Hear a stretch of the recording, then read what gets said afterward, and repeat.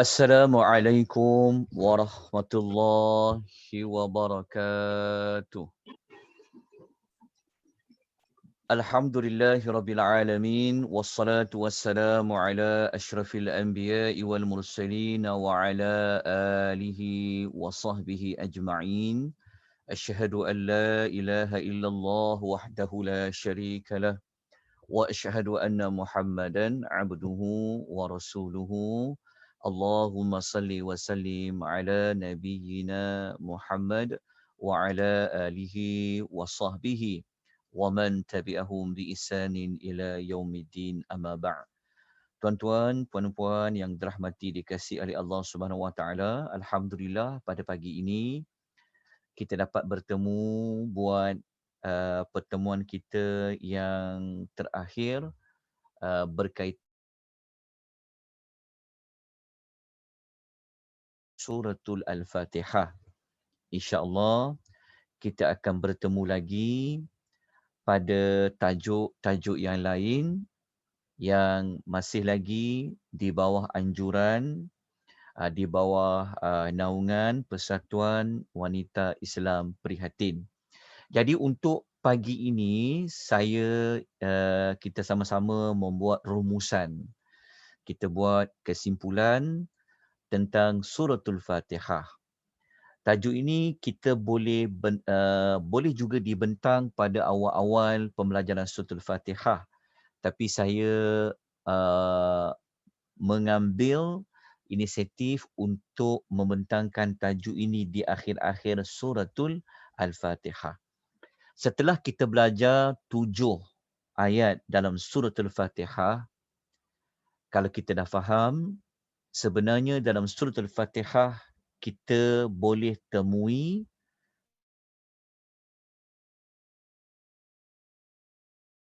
suratul Fatihah.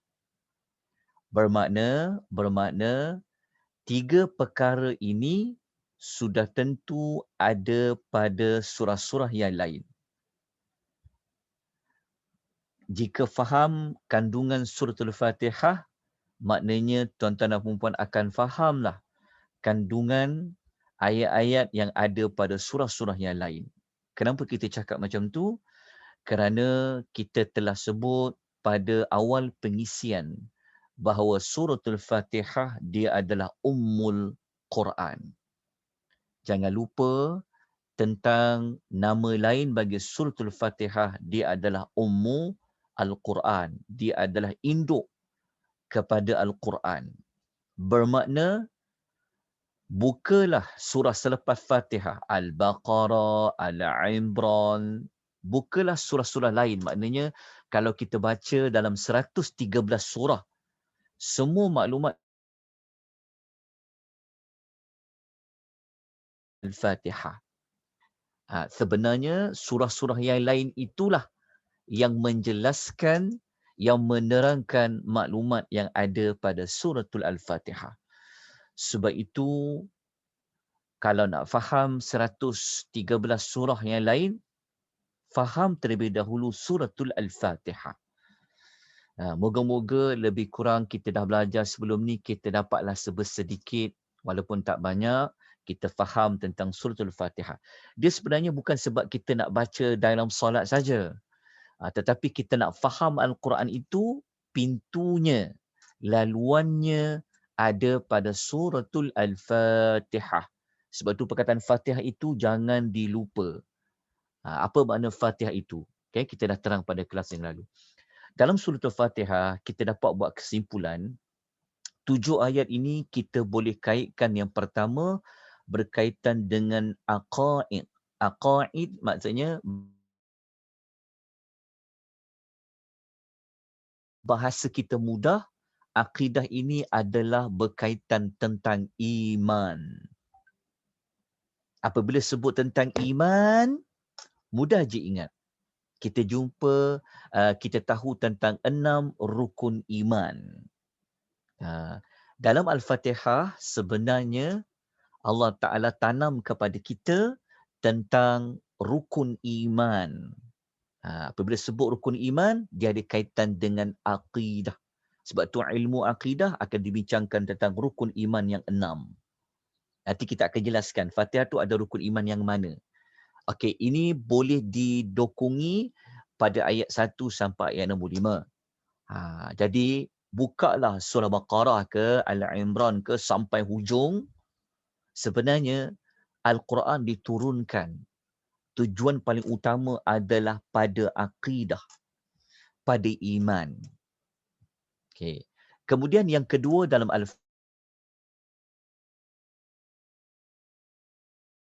syariah ataupun ibadah.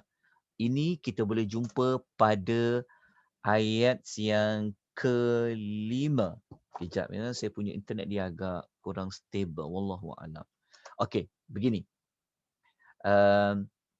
Suratul Fatihah dalam tu dia ada ibadah. Nanti saya akan terangkan lagi ibadah. Tuan-tuan bukalah surah selepas ini Al-Fatihah, tuan-tuan akan jumpa Allah Ta'ala cerita tentang ibadah. Kalau dah ada iman, maka iman itu perlu dibuktikan.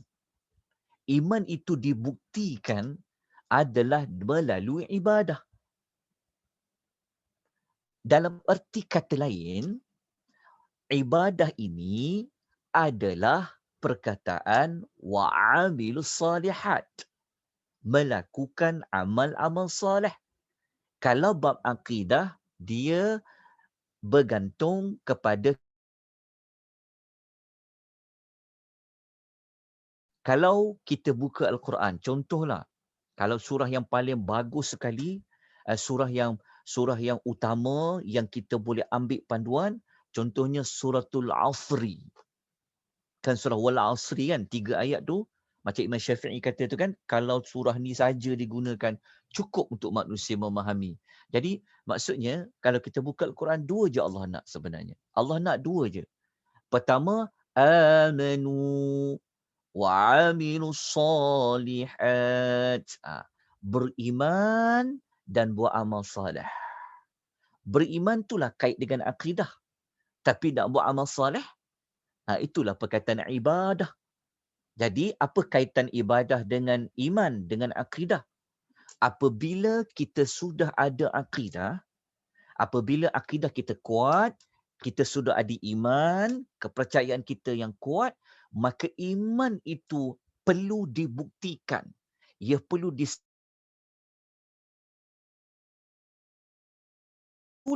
melalui jalan ibadah. Okey, nampak kaitan dia? Okey, cuma dalam Fatihah tidak menceritakan secara terperinci ibadat apa. Jadi nak tahu ibadat terperinci itulah surah-surah lain menceritakan tentang ibadah. Kalau tuan-tuan nak tahu ibadah ni lah rukun Islam. Kalau kita nak ambil ayat ibadah ni, kita bolehkan dengan rukun Islam. Akidah tu iman, rukun iman. Ibadah ni adalah rukun Islam. Rukun Islam yang 5, kalau nak tahu rukun Islam yang 5 ada dalam surah apa, surah yang paling lengkap yang ada rukun Islam yang 5 selepas Al-Fatihah, iaitu Al-Baqarah. Kalau tuan-tuan tidak percaya, bacalah surah Baqarah. Tuan-tuan akan jumpa 5 rukun Islam yang lengkap ada dalam Al-Baqarah. Sebab itu Al-Baqarah letak selepas Al-Fatihah. Malam ni, tuan-tuan ikut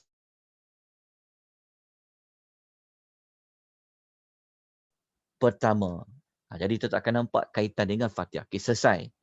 Kemudian dalam Al-Fatihah, kalau kita dah belajar, sebenarnya dalam Al-Fatihah ada satu lagi maklumat yang dipanggil manhaj ataupun cara hidup. Cara hidup ni maksud dia, kan kita telah sebut tadi, apabila kita sudah ada iman, maka iman perlu dibuktikan. Iman perlu dibuktikan dengan ibadah. Okey. Tetapi untuk kita buat ibadah, okey, kita perlu ada cara. Kita perlu ada guidance. Kita perlu ada panduan. Maka panduan, petunjuk, bimbingan, kita nak ibadah macam mana? Caranya macam mana? Kaedahnya bagaimana? Nak rujuk apa? Itulah adanya pada manhaj cara hidup. Kita ibadat, kita nak buat oleh Allah hidup. Kan? Jadi kaitan dengan iman tadi. Maka kita jangan lupa tentang cara. Cara hidup. Maksudnya kalau kita dah tahu kita nak buat ibadat, tapi kita nak ikut siapa? Nak ikut cara siapa? Apa panduan dia? Siapakah contoh-contoh model-model ikon yang kita nak ikut dia dalam beribadat? Itulah yang ada pada ayat 6 dan ayat 7. Tak nampak tak perkaitan dia? Tuan-tuan bukalah surah dalam Quran selain Fatihah. Tuan-tuan dan perempuan akan jumpa 3 perkara ni. Tuan-tuan bukalah Al-Quran dan bukalah Baqarah ke, nak khatam Quran bulan Ramadan, tak akan jumpa 3 perkara ni. Kalau tak jumpa 3 perkara ni, bermakna kita tak fahamlah apa yang Allah nak kata dalam Quran. Maksud dia kalaulah manusia ni, maknanya kalau manusia ni dia tak tahulah, kalau manusia ni kalau dia masuk neraka lah, contoh kan, memang tak patut. Bukan tak patut apa, maknanya memang patut pun, memang Allah tu adil pun. Sebab apa? Sebab semua maklumat tu ada, Allah dah beri. Okey, nampak tak tiga-tiga ni? Okey, saya akan pecahkan lagi sikit lagi. Okey, tiga-tiga ni. Okey, fahamkan cara hidup. Okey, manhaj cara hidup.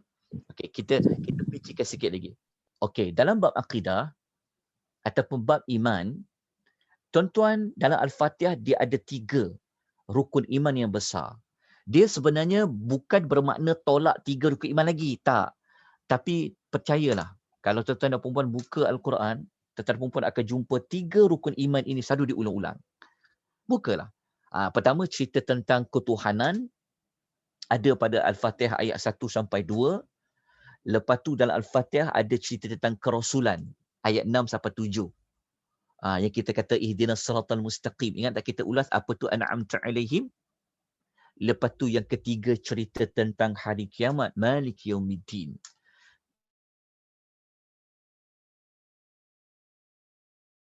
Lalu diulang-ulang dalam Quran. Buka saja surah Makkiyah, tuan akan jumpa 3 maklumat ni. Cuba tuan cari surah Makkiyah. Tuan baca surah apa? Surah Makkiyah. Surah yang turun 10 Hijrah. Bahkan dalam Al-Baqarah pun ada balik maklumat ni juga. Kenapa? Maknanya Al-Quran diturunkan untuk pasak kita tentang 3 perkara ni. Berkaitan dengan Allah, berkaitan dengan Rasul, berkaitan dengan hari kiamat. Okey, 3 perkara ni. Okey, dah jelas kat sini, saya pecahkan pula. Okey, perkara yang berkaitan dengan Allah ni kita pecahkan ia kepada 3. Berkaitan rububiyah, uluhiyah, asma' was sifat. Asma' ni nama-nama Allah dan sifat-sifat Allah. Siapa yang dia nak kenal Allah, siapa yang dia nak beriman kepada Allah, dia nak dekatkan diri dia kepada Allah, dia kena belajar 3 perkara ini tentang Allah. Apabila kita bincang, belajar tentang 3 perkara ni. Rububiyah, uluhiyah, asma' was sifat. Apa tu rububiyah? Rububiyah, rububiyah adalah segala yang berkaitan dengan Allah itu menciptakan makhluk, dia pemilik, dia pentadbir, dia pengatur. Itu rububiyah. Rububiyah ni ambil pada ayat yang alhamdulillahi rabbil Rabb tu, itu adalah rububiyah. Bukalah surah lain. Allah Ta'ala akan menjelaskan tentang dia itulah dia itulah Rabbu. Okey. Berkaitan dengan Allah yang lain, rububiyah ni lah ringkasan dia. Tak apa, nanti saya beri nota ni pada saya letak dalam grup WhatsApp. Okey, rububiyah, rububiyah Allah. Okey, rububiyah Allah Ta'ala ni lah. Kalau kita dah faham Allah ni adalah Rabbu kita, Rabbuna, Tuhan kita, Rabbu, bermakna nanti dia akan bawa kepada menyembah Allah. Dia adalah kita dah sebut tadi tu rububiyah, Allah yang beri rezeki, Allah yang menciptakan, Allah yang mengaturkan alam. Okey. Kalau kita dah yakin Allah Ta'ala tu yang mengaturkan alam, menjadikan kita, memberikan kita nikmat segala-galanya, maka kalau dah tahu macam tu, Allah Ta'ala tu nak buat apa? Maka sembahlah dia. Sembahlah dia. Itu datang kepada uluhiyah. Uluhiyah maknanya Allah Ta'ala adalah Rabb yang berhak disembah. Tiada Tuhan yang lain daripada Allah yang layak disembah, melainkan hanya dia semata-mata. Okey, dah selesai power rububiyah. Lepas tu pula, untuk lebih kenal Allah, kita kena tahulah nama-nama Allah. 3 perkara tadi. Dalam Al-Fatihah, kita jumpa nama Allah, Ar-Rabbu, Ar-Rahman. Jumpa tak 3 nama ni? Kita dah jumpa dah, kita dah belajar. Okey, 3 nama ni kita telah ulas. Walaupun Fatihah beri kita laluan, beri kita momentum untuk kita tambahkan lagi maklumat berkenaan dengan Allah. Maknanya dalam Al-Fatihah, Allah telah kenalkan diri dia. Cuma terserah kepada kita. Kita nak kenal lagi tak Allah tu? Jadi Allah memperkenalkan dirinya dengan menerangkan dia itu adalah Rabbul Alamin. Lepas tu Allah bagi tahu kalau aku ni dah Rabbul Alamin, kan? Maka kamu semua kenalah iyyaka na'budu. Kamu menyembahlah kepada Allah. Okey. Lepas tu pula, Allah Ta'ala menyebut tentang nama-namanya. Ada 3 nama Allah yang besar dalam Al-Fatihah. Allah, Ar-Rabbu dan Ar-Rahman. Okey. 3 nama ni, siapa mengaji Asma'ul Al-Husna, siapa yang dia mengaji Asma'ul Al-Husna, 3 nama ini mengumpulkan semua nama-nama Allah dan semua nama-nama Allah yang lain, dia kembali kepada yang utama ada pada 3 nama ni. Allah, Ar-Rabbu, Ar-Rahman. 3 nama ni ada tak dalam Fatihah? Ada. Maknanya Al-Fatihah beri kita jalan, beri kita satu momentum untuk kita belajar kenal lagi Allah. Macam mana kita boleh menyembah Allah, kita tak kenal yang kita sembah? Itu yang kita ibadat kita keras, ibadat kita jadi tak ada penghayatan, ibadat kita rasa macam kena paksa je. Nak sembahyang ni macam kalau tak wajib, macam tu. Kalau puasa ni tak wajib, tak nak. Jadi kita tak nak macam tu. Hamba kita kena kenal Allah tu. Maka kalau dah kenal Allah, kita akan makin dekat dengan Allah. Maka nak kenal Allah dengan nama-nama dia. So 3 nama ni ada dalam suratul Al-Fatihah. Kita telah jelaskan walaupun tidaklah secara panjang lebar dalam Al-Fatihah. Okey, ini maklumat dia. So 3 nama ini ada dalam suratul Al-Fatihah. Kalau siapa yang belajar Asmaul Al-Husna, tuan-tuan akan dapat 3 nama ni. Ada rupanya dalam Al-Fatihah. Kita sebut tadi uluhiyah tadi tu. Penyembahan ataupun pengibadahan. Kalau kita kaitkan dengan Rabbu, dia berkaitan dengan rububiyah. Iaitu dari sudut ketuhanan, berkaitan dengan apa? Penciptaan, kekuasaan, pentadbiran, memberi rezeki, memberi nyawa. Itu semua adalah pada rububiyah. Jelas? So, kalau dah kenal rububiyah Allah, maka datanglah kepada ilahiyah, datanglah kepada ubudiyah. Kan, kalau kita tanya, kenapa kita sembah Allah? Kenapa kita solat? Kenapa kita puasa? Kenapa kita zakat? Yang kita buat rukun Islam tu, rukun Islam yang 5 itulah. Kan? Kenapa? Kerana Allah ini dia berkaitan dengan rububiyah. Kerana Allah lah ciptakan kita. Allah lah bagi rezeki pada kita. Allah yang mengaturkan hidup kita. Allah bagi nafas dekat kita. Allah bagi kita boleh berjalan. Allah bagi kita dapat cari rezeki. Dan macam-macam lah Allah buat. Yang macam-macam Allah buat, kita tak dapat nak ulas dengan panjang lebar. Cukup kita tahu maklumat, hidup kita ni di bawah Rabbul Alamin. Jadi kalau Allah tu Rabbul Alamin, Allah tu kena buat apa? Maka pergi kepada menyembah dia, ibadat kepadanya. Okey, selesai. Faham Okey, kemudian nama Allah Ar-Rahman. Ar-Rahman ni nama Allah yang besar kerana dia kaitan dengan sifat-sifat kebaikan. Maknanya nama-nama Allah yang lain, kalau apa saja berkaitan dengan kebaikan, kedermawan, kemuliaan, dia akan pergi kepada Ar-Rahman. Tiga nama yang besar ini ada dalam suratul Al-Fatihah. Okey, nama yang keempat, kita boleh jumpa nama Ar-Rahim dan kita juga dah jumpa nama Al-Malik dalam suratul Al-Fatihah. Okey. Kita pergi kepada intipati suratul Fatihah tu yang kedua tadi apa? Lepas kita cerita tentang akidah kan? Kita pasal iman, kita masuk kepada bab ibadah. Okey, ibadah kan kita kata syariah kan ibadat. Okey. Buku ni ada kita katakan ibadat ni dia berkaitan dengan Allah macam solat kita dengan Allah saja, puasa kita dengan Allah saja, baca Quran kita dengan Allah saja, tetapi ibadat juga ada berkaitan dengan manusia, tolong orang susah, bantu orang miskin, ziarah orang sakit, contoh faham tak? Sesama manusia. Jadi ibadah ni ada ibadah berkaitan dengan Allah, ada ibadah berkaitan sesama manusia. Tetapi yang paling penting apa? Di bawah hujungnya. Beribadatlah kepada Allah, misi ikhlas. Ibadahlah kepada bukan kepada manusia, maknanya yang berkaitan dengan manusia, macam menolong orang yang dalam kesusahan. Kita contohnya kita nanti bulan Ramadan kita nak menjamu orang berbuka puasa. Kan? Itu adalah bentuk pengibadahan kepada Allah. Kenapa kita nak menjamu orang berbuka puasa? Kerana kita nak membuktikan tentang iman kita hari akhiratnya,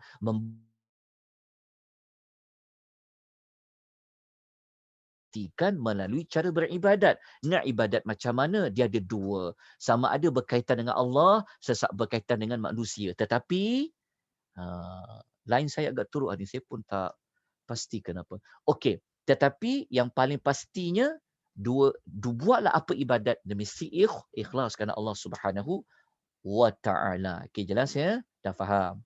Okey, ada dalam surah apa? Ada dalam surah Al-Fatihah, iyyaka na'budu. Iyyaka na'budu tu apa disebut ibadat? Dia ada datang keikhlasan di situ. Okey.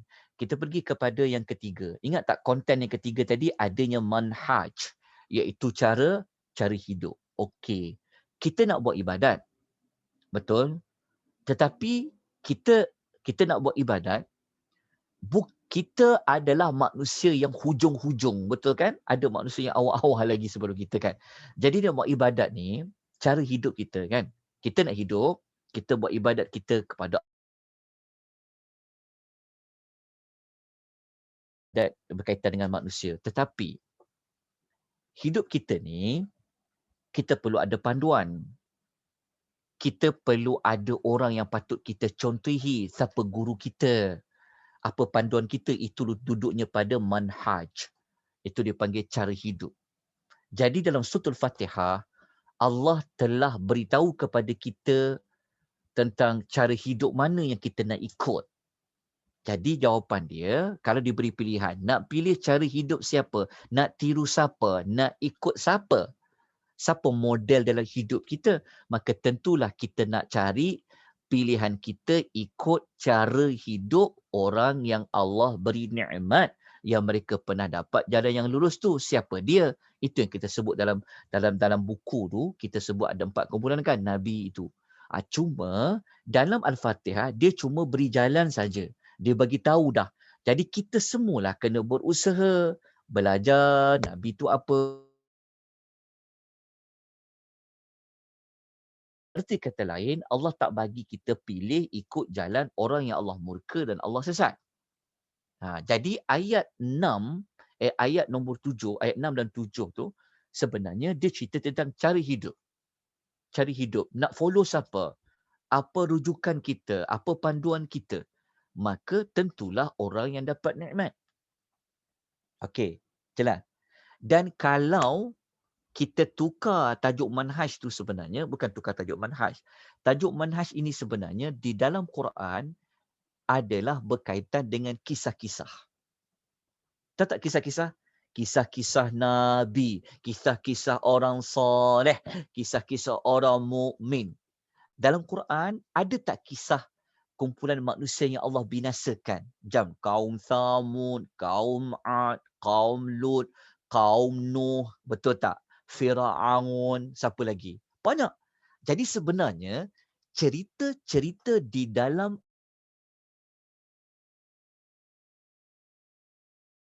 pergi kepada cara hidup. Kenapa Allah bentangkan kisah Nabi Yusuf satu surah? Kenapa Allah cerita kisah Nabi Musa dengan Bani Israel? Kenapa Allah Ta'ala cerita tentang Nabi Ibrahim? Kenapa Allah cerita tentang kisah siapa? Contohnya Allah cerita tentang kisah dua anak Adam. Kenapa Allah cerita tentang macam-macam cerita. Sebenarnya kisah-kisah dalam Quran yang Allah bentangkan pada kita tu adalah kita untuk apa? Untuk kita buat pilihan. Kalau kau ikut Rasul, jadi apa? Kalau tak nak ikut Rasul, lawan Rasul, jadi apa? Kalau tak nak ikut Al-Quran, jadi apa? Kalau ikut Quran, jadi apa? Bukalah Al-Quran. Tuan-tuan dan puan-puan akan jumpa hampir 10 juzuk cerita tentang kisah-kisah benar ni. Kisah-kisah ni sebenarnya objektif dia adalah untuk bagi tahu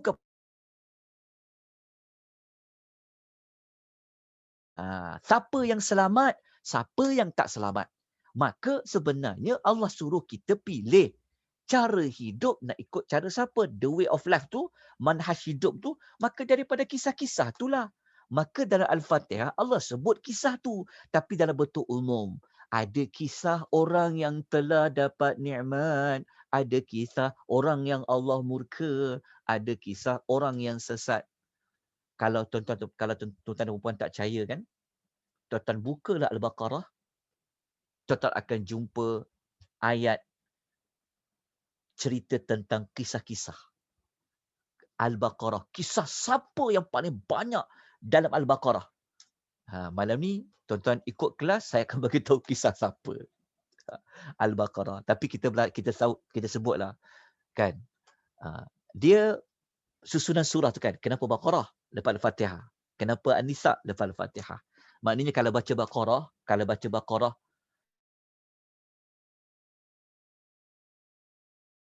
kisah kumpulan-kumpulan. Baca dekat Ali Imran, ada kisah beberapa kumpulan-kumpulan.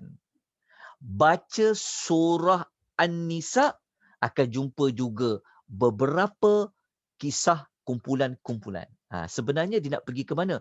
Dia nak pergi kepada manhaj, cara hidup. Faham Nampak tak? Al-Fatihah menjadi pintu untuk memahami Al-Quran. Maknanya Fatihah bagi tahu dah. Fatihah bagi tahu tentang iman, buktikan dengan ibadat. Lepas tu nak ikut cara siapa dalam hidup di muka bumi, nak ibadat itu. Panduannya apa? Itulah dipanggil manhaj. Pada manhaj ini, dia sangat berkaitan dengan kisah-kisah dalam Quran. Jelas itulah Al-Fatihah. Okey, kemudian habislah. Habis. Saya tak bercerita panjang. Habislah. Itu dia punya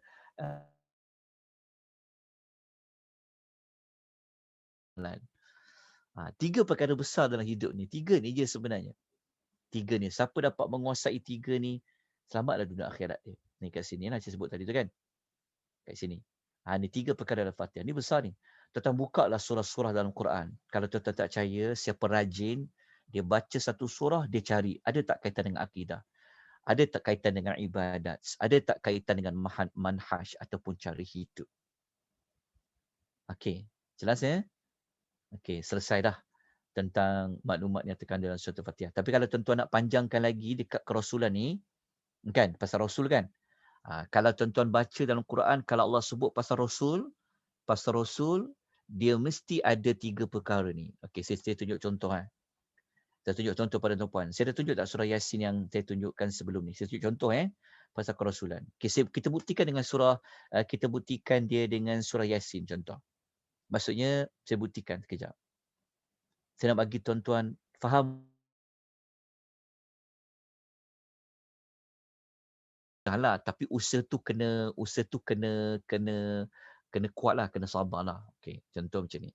Tengok Okey. Ini maklumat dalam surah Yasin. Kan? Topik akidah ada. Ketuhanan, kerasulan, ada kiamat. Ini sama tak macam Fatihah? Sebenarnya bukan Fatihah tu ikut surah Yasin. Yasin tu ikut Fatihah. Sebab Fatihah tu adalah adalah umul Quran. Ada soalannya macam, dia ni anak siapa? Anak Anak orang tu, maknanya anak tu dia ikut bapaknya. Kata orang kan bapak bapak borik anak rintik. Soalannya macam surah-surah ni, surah-surah lain ni sebenarnya dia ikut Fatihah. Dia ikut tu maksudnya dia menceritakan maklumat-maklumat yang ada pada Al-Fatihah. Yasin ni surah Yasin ni 3. Tapi kenapa saya warna kuning? Kerana dalam Yasin dia ada tajuk lebih didominasikan cerita pasal kiamat. Okey, saya nak pecahkan pasal Rasul ni, Rasul. Okey, kalau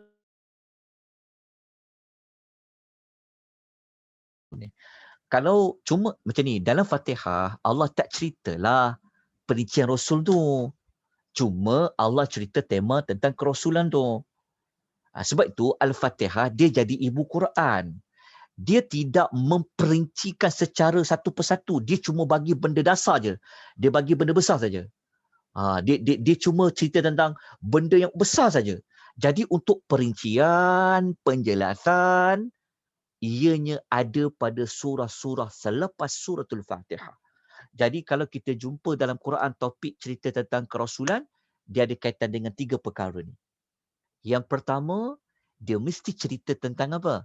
Dia cerita tentang wahyu yang ada pada Rasul yang Allah hantar tu. Maknanya kalau wahyu adalah kitab lah.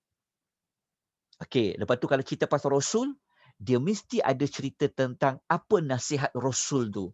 Apa peringatan Rasul tu dah sampaikan. Apa dakwah Rasul tu dia sampaikan.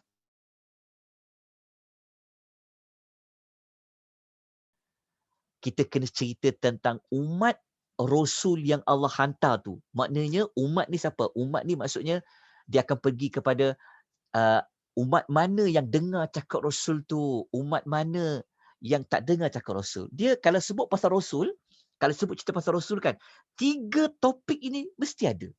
Cuma bezanya panjang pendek saja pada cerita dia ni. Mesti ada cerita tentang kitab yang Allah beri sebagai panduan.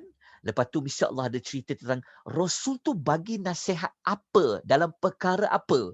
Lepas tu Allah ada cerita tentang siapa yang dengar cakap Rasul tu, siapa yang tak dengar cakap Rasul tu. Lepas tu mesti Tuhan ada cerita pada kita tentang apa nasib umat yang ikut Rasul tu, apa nasib umat yang tak ikut Rasul tu. Ya, tajuk kerasulan. Jelas. Cuma dalam Al-Fatihah dia tak pecahlah 3 perkara ni. Cuma dalam Fatihah dia bagi tahu juga. Dia bagi tahu tentang ada yang Allah letak dia dimurkai secara ringkas. Jadi kalau nak tahu lanjut dia, itu yang kena buka Baqarah, kena buka Ali Imran, kena baca surah An-Nisa, kena baca surah-surah yang lain. Jelas? Faham Okey. Selesai? Okey. Saya tak perlu panjang lebar. Saya teruskan kepada okey. Kalau pasal hari kiamat, contoh hari kiamat, saya cuba contoh hari kiamat. Okey, kalau topik hari kiamat pula, kalau topik hari kiamat, tak ingat dalam Fatihah, Allah tak cerita hari kiamat tu terperinci. Dia cuma beritahu tentang Allah Ta'ala yang menguasai hari kiamat tu. Dia Malik Yawmiddin. Jadi kalau nak tahu macam mana kiamat itu gini, kena buka surah lain lah. Jadi kalau kita bincang pasal kiamat, dia mesti ada topik apa? Tiupan sangkakala, bangkit hidup semula dari kubur, lepas tu berkumpul di padang mahsyar, lepas tu ada hisab, dia akan ada timbang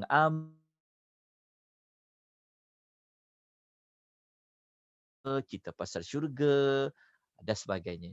Maksud dia, kalau baca surah-surah dalam Quran, kalau jumpa topik kiamat, cuba cari.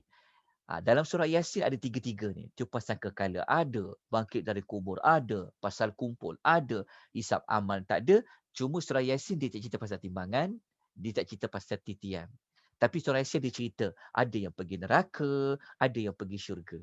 Jadi topik-topik ni sebenarnya kaitan dengan apa? Hari kiamat, hari kiamat.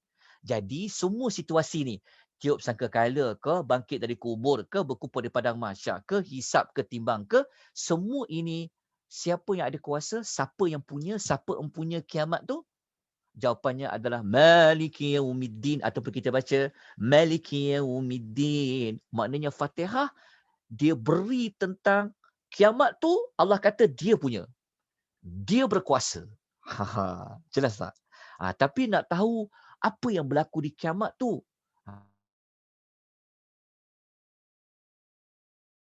Al-Fatihah. Dia adalah Ummul Al-Quran. Okey, selesai. Saya nak padam pula. Sorry. Okey, dapat ya? Faham ya? Okey, so kita patah balik kepada dan surah Yasin. Okey, saya dah selesai tentang ringkasan surah Yasin. Okey, cuma soalan. Soalan. Sekejap, saya cari soalan sekejap. Saya dah bagi dekat grup soalan-soalan soalan-soalan yang saya hantar dekat grup sekejap Okey. Soalan ni saya tak perlu baca, saya tak perlu terangkan, cuma saya dah bagi, saya minta tuan-tuan jawab nantilah. Kejap Okey. Nampak tak soalan dia? Nampak tak soalannya? Okey. Ni soalannya. Ada 60. Sebenarnya dia 60. 60 ni cukup lah. Kalau boleh menguasai 60 ni pun okey dah. Contohnya, boleh jawab tak? Boleh jawab tak? Mengapa dinamakan Fatihah? Maksudnya, kategori soal. Semua jawapan tu ada dalam buku. Ini soalan exam. Tapi jawab sendirilah. Ni jawab sendiri. Kalau ingat tak ingat kan? Nanti cari. Nanti saya bagi buku surat ada berapa jawapan dia. Jawab dulu. Nanti saya beri buku surat ke berapa. Okay, jumlah ayat. Okay, contoh kita ambil lain lah. Kita ambil tentang, apa dimaksudkan dengan basmalah? Berapakah nama-nama Allah Al-Husna yang terdapat dalam ayat pertama? Bismillahirrahmanirrahim. Contohnya kan? Apakah fungsi huruf ba dekat Bismillah? Apakah asal perkataan Allah? Dari mana datang kalimah Allah? Apa keistimewaan nama Allah berbanding dengan nama-nama yang lain? Ini sebenarnya kita dah belajar. Kita dah belajar pun. Jadi tuan-tuan jawab. Tak ingat balik tak? Dia tahu tapi mungkin dia tak ingat. Ataupun dia memang terlepas kelas. Dia tak tahu. Ada 60 soalan lah. Semua tu ada di dalam buku.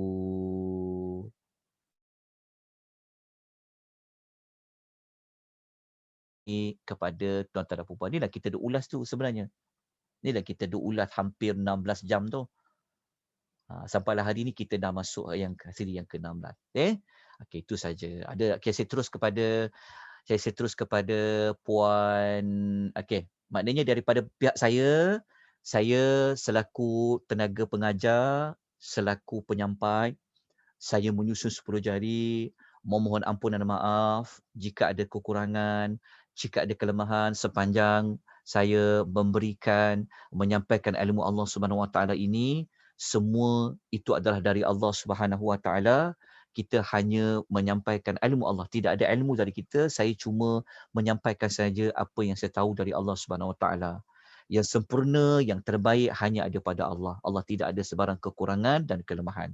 Tapi kalau kelemahan itu, ianya ada pada hamba. Jadi saya kalau lemah itu adalah daripada pihak saya.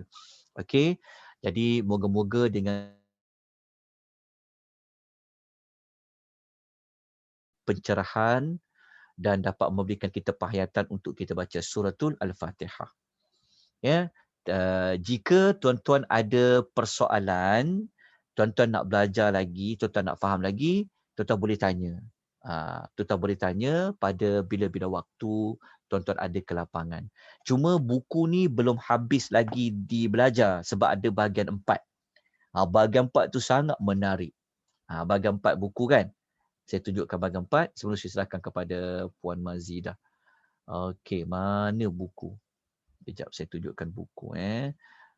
Buku ni yang bahagian 4 tu kalau boleh belajarlah, carilah waktu untuk belajar bahagian 4. 4 ni yang bahagian ni. Bahagian 4 ni macam mana Al-Fatihah dihubungkan dengan surah-surah yang lain. Faham tak maksudnya? Bagaimana Al-Fatihah dihubungkan dengan surah-surah yang lain. Contoh macam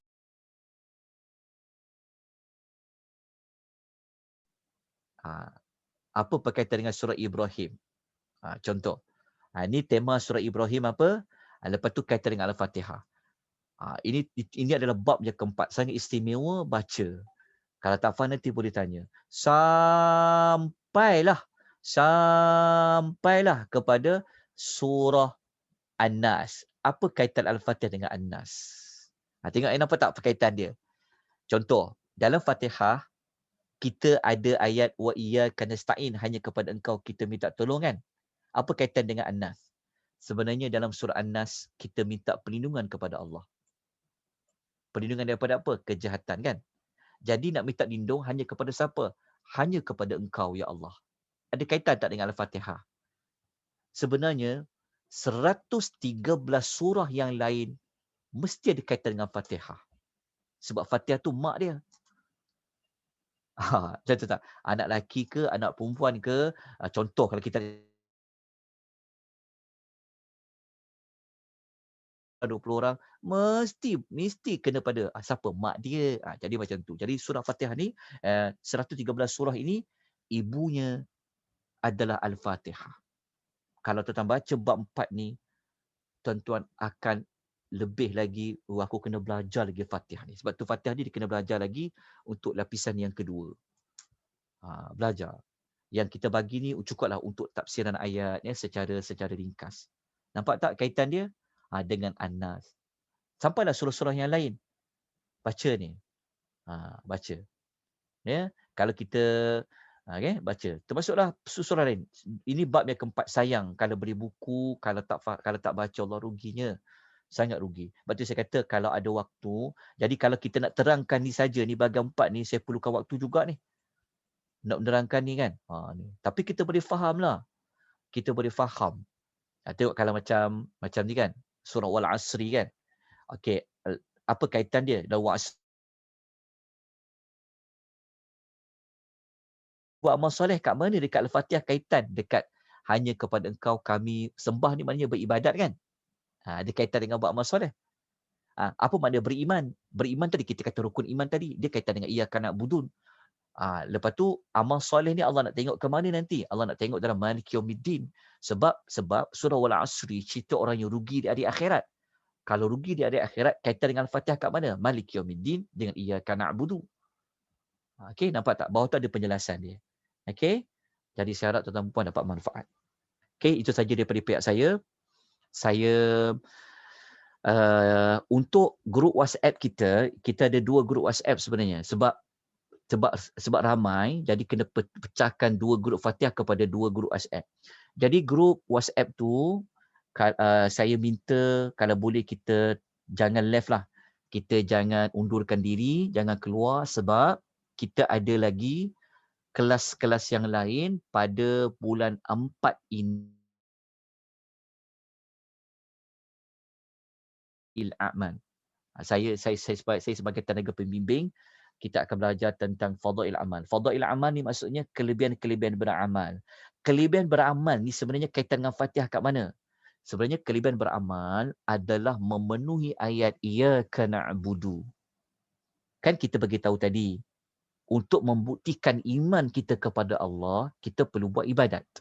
Jadi untuk buat ibadat, nak buat ibadat apa? Maka kita ada satu tajuk, kelebihan buat amal. Nanti kita pecahkanlah amal dengan Allah, amal dengan Rasul. Contoh amal, saya bagi contoh amal yang dalam silibus yang saya tengah siapkan ini, ada yang dah ada yang tengah siapkan. Contoh, kita nak beramal dengan memperbanyakkan istighfar. Contoh kan? Tajuk kita adalah kelebihan istighfar. Tapi bukan kita belajar kelebihan saja, kita nak belajar cara dan kita nak faham. Lepas ni kalau kita baca astaghfirullahalazim, kita faham apa. Fokus kepada membuktikan iman dengan kita cerita tentang amal yang Allah janjikan ada kelebihan. Itu dipanggil tajuk fadail a'mal, kelebihan beramal. InsyaAllah.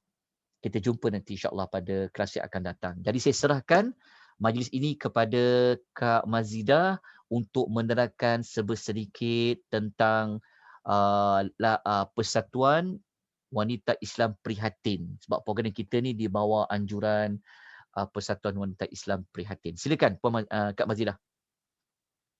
Nak bentang ke apa? Tak ada kan?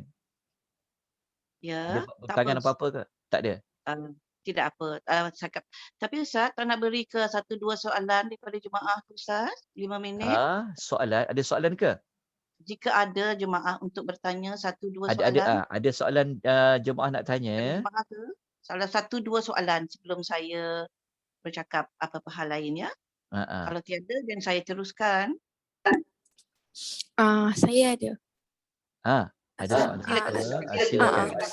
Puan Syah. Assalamualaikum Ustaz. Waalaikumsalam Saya warahmatullahi Syah. wabarakatuh. Ya. Saya selalu confused bila saya solat jemaah. Kan imam dah baca Al-Fatihah kan, lepas kita baca doa iftitah. Sepatutnya kita makmum dia diam je ke waktu Al-Fatihah dan atau ikut sekali, atau lepas imam amin baru kita baca Al-Fatihah cepat-cepat sebelum dia masuk another surah. Apa soalan dia maksudnya?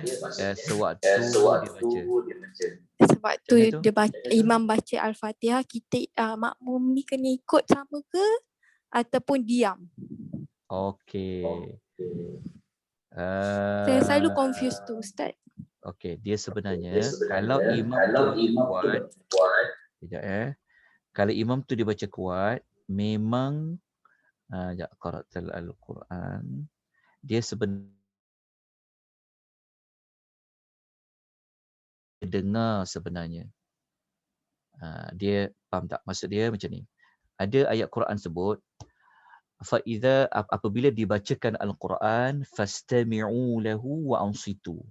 Apabila telah dibacakan Al-Quran, maka hendaklah kamu dengar dan kamu diam.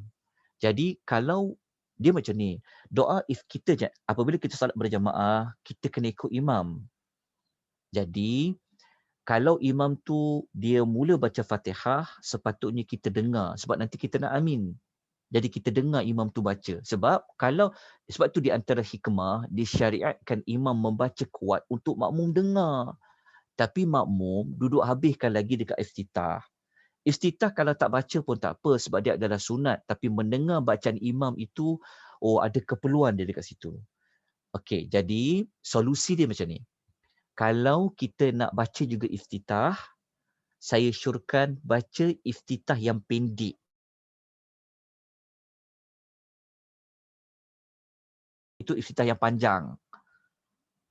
Jelas tak? Kalau ada kitab Al-Azkar An-Nawawi, nanti baca pada jenis-jenis pilihan doa iftitah. Dia macam kan, contoh kalau macam kita nak sembahyang tarawih kan, lagi tak sempat baca iftitah, betul tak?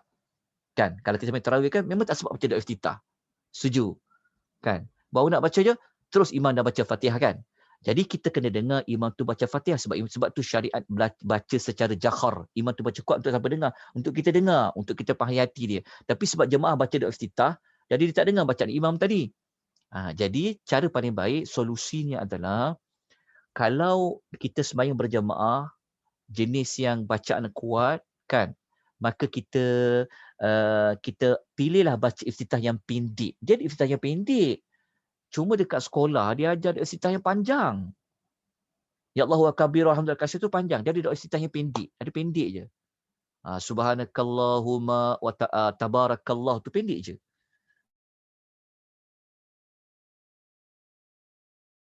Tu dengar bacaan imam. Sebab Quran kata apabila dibacakan Al-Quran fastami'u lahu wa ansitu. Dekat situ. Tapi kalau waktu bacaan yang jenis diam, macam zuhur kan, imam diam kan, tak baca. Kalau asar diam, dibaca secara sir tu, tak apalah. Tapi sepatutnya apabila mengikuti imam, mendengar bacaan imam. Kalau tidak, buat apa imam tu baca kuat? Kat situ. Jadi kita perlu kita perlu mendengar bacaan imam. Bukanlah dia jadi rukun mendengar bacaan imam itu. Tetapi falsafahnya, hikmahnya, kenapa dibaca kuat adalah untuk makmum mendengarnya. Wallahu ta'ala a'lam. Dapat tak solusi? Sorry Ustaz, lepas tu kita tak payah repeat baca Al-Fatihah kan? Just Tak amin perlulah. je kan? Kita faham. amin saja. Tapi selepas imam membaca surah itulah yang kita kena baca Fatihah lah.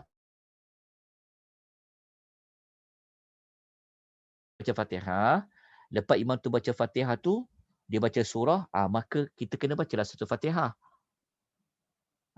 Kalau kita ikut dalam mazhab Imam Syafi'i, bahawa kita kena baca Fatihah dalam setiap solat. Dalam setiap rakaat tu. Pada dalil, kita belajar dekat nama-nama surah kan. Kita belajar pada kelebihan suratul Fatihah. La salata liman lam yaqra' bi fatil kitab. Tidak dinamakan salat kalau tidak membaca Fatihatul Kitab. Tapi ada pendapat kedua. Pendapat kedua itulah yang membincangkan tentang, dulu dah ada orang tanya sebenarnya. Maksudnya kalau waktu kita imam baca kuat Al-Fatihah, maka kita sebagai makmum tak kena baca Fatihah lagi ataupun tidak. Kan? Imam baca kuat kan? Di sini adanya perbezaan pendapat di kalangan para ulama. Tapi untuk kita ambil pendapat yang lebih selamat, kita baca saja. Kalau imam tu baca lepas Fatihah, kan dia baca surah apa? Contoh dia baca surah Al-Falaq lah contoh. Lepas dia baca Fatihah, dia baca.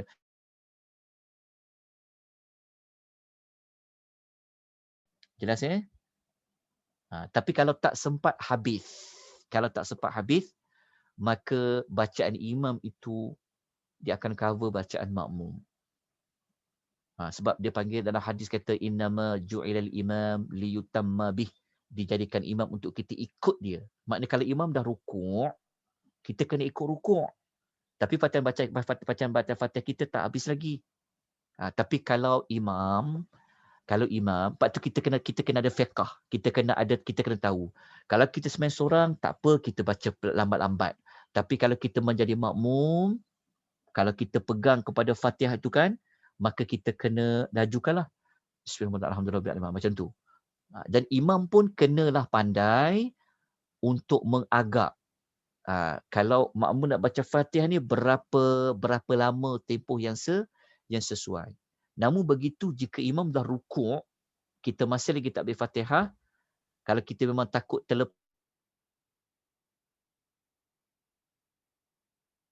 kerana bacaan imam itu nanti dia akan cover bacaan makmum. Tapi kita bacalah. Kita baca terlebih dahulu. Wallahu ta'ala a'lam. Okey ya. Ya. Ya Ustaz, berikan saya ya Jemaah. Assalamualaikum warahmatullahi wabarakatuh.